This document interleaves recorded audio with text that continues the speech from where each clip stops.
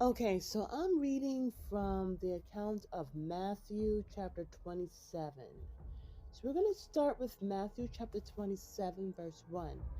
And it reads: When the morning was come, all of the chief priests and elders of the people took counsel against Jesus to put him to death. And when they had bound him, they led him away and delivered him to Pontius Pilate the governor. Then Judas, which had betrayed him, when he saw that he was condemned, repented himself, and brought again the 30 pieces of silver to the chief priests and elders, saying, I have sinned in that I have betrayed the innocent blood. And they said, What is this to us? See thou to that. And he cast down the pieces of silver in the temple and departed and went and hanged himself. And the chief priest took the silver pieces and said, It is not lawful for to put them into the treasury, because it is the price of blood. And they took counsel and bought with them the potter's field to bury strangers in. Wherefore that field was called the field of blood unto this day. It's so interesting. This is a very sad account. And it's about price, it's about cost, and it's about how people view it. There are some people who, Judas betrayed Jesus for a mere 30 pieces of silver. In the Bible, here God is showing me where it says Jesus put him to, people took counsel against Jesus to put him to death. And when they had bound him, they led him away and delivered him to Pontius Pilate the governor. Verse 3. Then Judas, which had betrayed him, when he saw that he was condemned.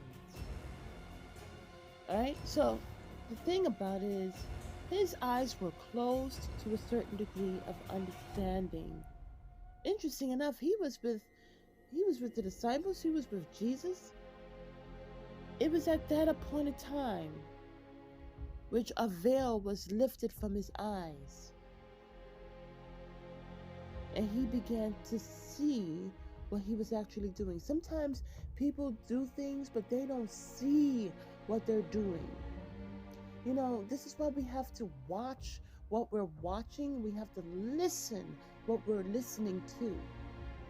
Okay? Like, what is being impeded upon us, right? Subliminally. So we have to watch what we watch, and we have to listen to hear what we're listening to. Okay? And so the thing about it is that Jesus knew that Judas Iscariot was going to betray him. He knew what was going on in the minds of the Pharisees. He knew. But he still went on with his purpose. It's so interesting because Jesus knew what Judas Iscariot was going to do. But Judas Iscariot himself did not know the price and the cost.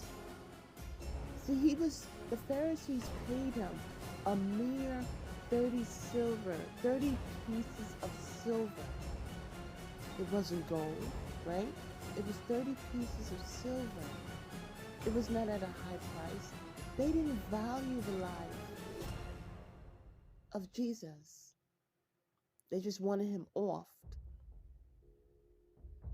And they could have, what's so interesting is they used someone that was around Jesus. They used someone that they thought Jesus trusted. What's so interesting is that Jesus knew. His eyes were already opened to what was taking place, but Judas' eyes was closed. At the point of Jesus being condemned is when he saw what was actually taking place. He said, saying, I have sinned in that I have betrayed the innocent blood. The thing about it is why didn't he see that to begin with? Okay? And it goes to show how Satan can pull a cloak over one's eyes to prevent them from seeing what they're actually doing. They may see a price, but they don't see the real value of what they're doing. And they, which is the Pharisees, said, what is this to us? They knew the value. They underpaid deliberately. In verse 5 it says, and he cast down the pieces of silver in the temple and departed and went and hung himself. And the chief priest took the silver pieces and said, it is not lawful for to put them into the treasury, because it is the price of blood. See, beautiful soul family, they knew. They knew what they were doing. They counted the cost, and they determined a factor of price for life. What's so interesting is they did not even consider it treasure. They said it was lawful, right? But they didn't consider it to be treasure because they paid such a low price. This is what I'm getting from it, okay? And so anyways, what they did, it says, and they took counsel. See, they took counsel to determine the price to pay Judas. I can imagine they're sitting at their round table meeting and saying, well, I believe it could be 100 pieces of silver. No. He's made us feel some type of way. Let's make it 50 pieces of silver. No, it's not low enough. Let's make it 30 pieces. Yeah, 30 pieces of silver. All right? Oh, let's not do gold. Let's do silver.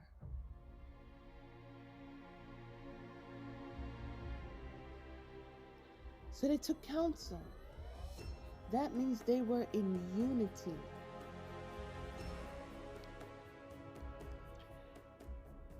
As they took this counsel, all right, to see what they should do with this 30 pieces of silver, because they did not want it to add it along back. They rejected. Not only was Jesus the Christ rejected, but the money that was paid to buy Judas Iscariot, that was rejected. The 30 pieces, they decided by an all vote, maybe not all, but they decided to purchase a field. So they bought a field with the potters. It says they took counsel. This is verse 7 of chapter 27 of Matthew. And they took counsel and bought with them the potter's field to bury strangers in. Therefore, that was called the field of blood unto this very day.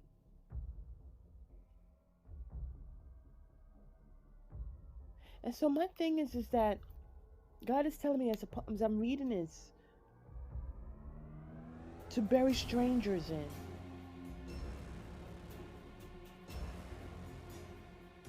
You see, what's so interesting is that they estranged themselves from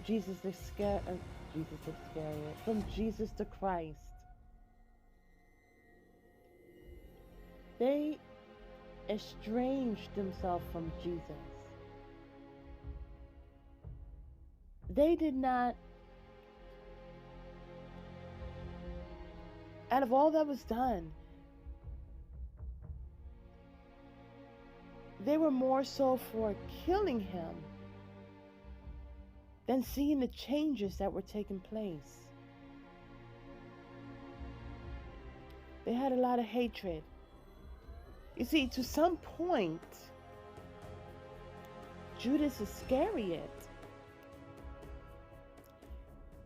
his eyes were opened. There are people in this world who they know, but they still do what they do. You see, because in this degree, as they were taking counsel, they knew what they were doing. Their eyes didn't just open, right? They continued on in their fashion, in that energy.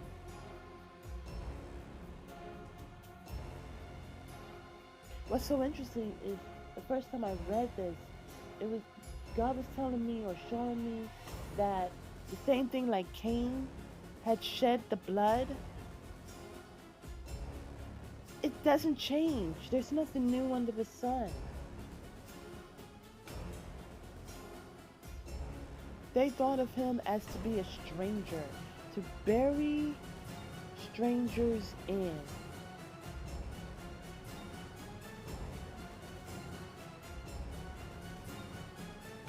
So that they can get a profit. See, they didn't want to add the 30 pieces of silver back to their treasure, but they bought a lot of land.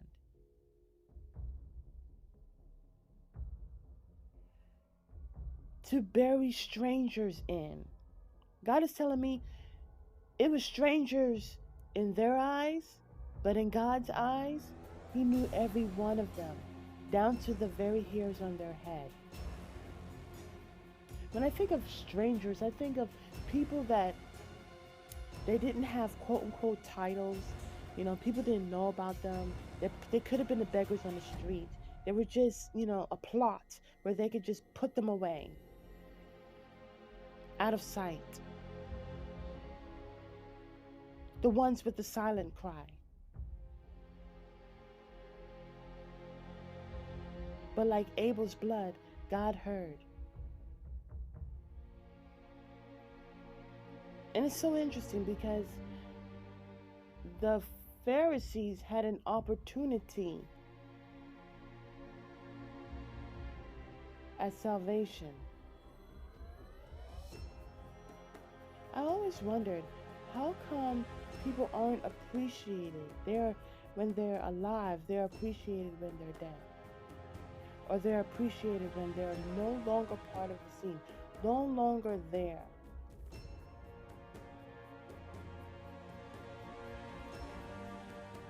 And it's interesting, there are people who, God is telling me to title this, The Seller That Sold Out.